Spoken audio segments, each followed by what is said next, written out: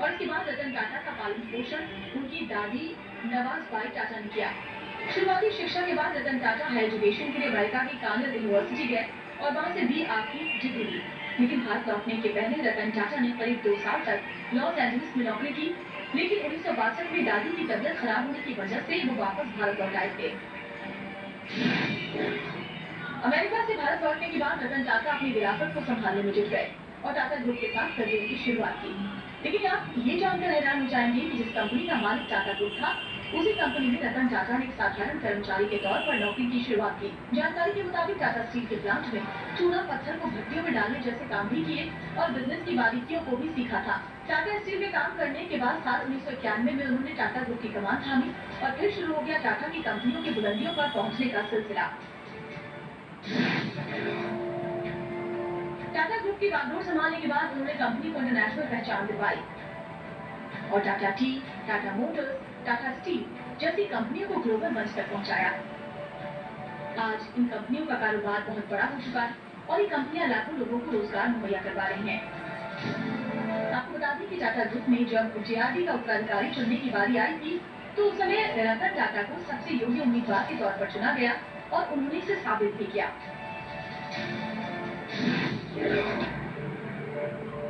रतन टाटा जितने दरियादिल थे उतने ही स्वाभिमानी थे। इसका सबूत है ऑटो दिग्गज फोर्ड को चुकाने का किस्सा। 90 के दशक में ऑटोमोबाइल सेक्टर में फोर्ड बड़ा नाम था, लेकिन टाटा ग्रुप की कंपनी टाटा मोटर्स के हाल ठीक नहीं थे और रतन टाटा ने इसके पैसेंजर कार डिवीजन को बेचने का मन बनाते हुए फोर्ड के साथ डील की थी।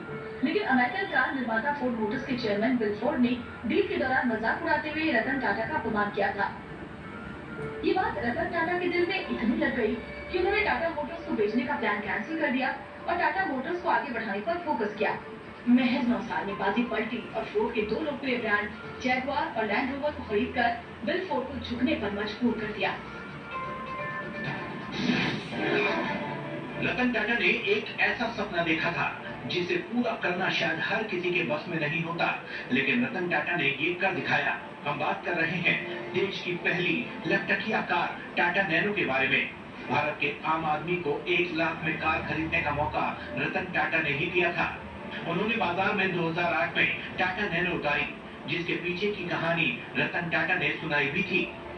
एक बार उन्होंने एक स्कूटर पर 4 लोगों के परिवार को जाते देखा, तभी उन्होंने फैसला किया कि वो 1 लाख रुपए तक की कीमत में कार लॉन्च करेंगे।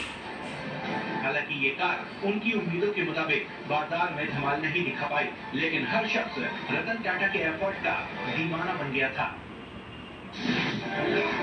रतन टाटा के नेतृत्व में टाटा ग्रुप का कारोबार तेजी से आगे बढ़ा और देश नहीं दुनिया भर में टाटा का डंका बजा।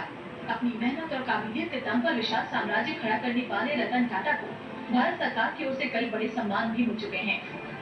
साल 2000 में जहां रतन टाटा को पद्म भूषण दिया गया, तो साल 2008 में उन्हें पद्म विभूषण से सम्मानित किया गया, जिसके वो असल मायने में हकदार हैं और अब उनके चाहने वाले भारत रत्न दिए जाने की मांग कर रहे हैं। साल 1991 में रतन टाटा ने टाटा ग्रुप की कमान अपने हाथ में ली थी और साल 2012 तक रतन टाटा कंपनी के चेयरमैन बने रहे।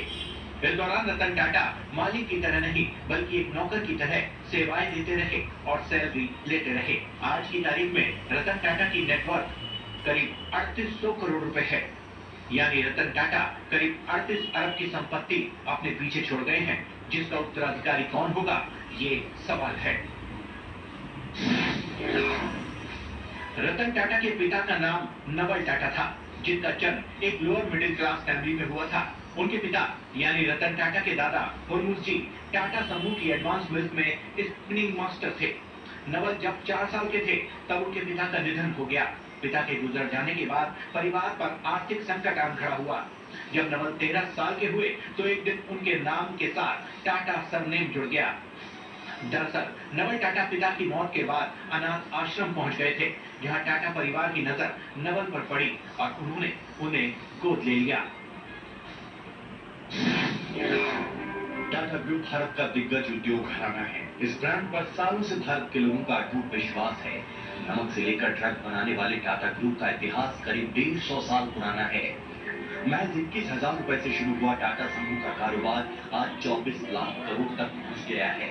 लेकिन सफलता का ये सफर इतना आसान नहीं था। इसके पीछे एक शख्स की बड़ी भूमिका रही जिन्होंने टाटा ग्रुप की नींव रखी। टाटा ग्रुप के गॉडफादर जमशेदजी टाटा ने इस विशाल बिजनेस साम्राज्य की नींव रखी। गुजरात के नवसारी में जन्मे जमशेदजी टाटा ने 1870 के दशक में अपना बिजनेस शुरू किया। अपनी मेहनत से उन्होंने भारत में औद्योगिक क्रांति ला दी। उन्होंने न सिर्फ बिजनेस बल्कि तकनीकी शिक्षा को भी बढ़ावा दिया था।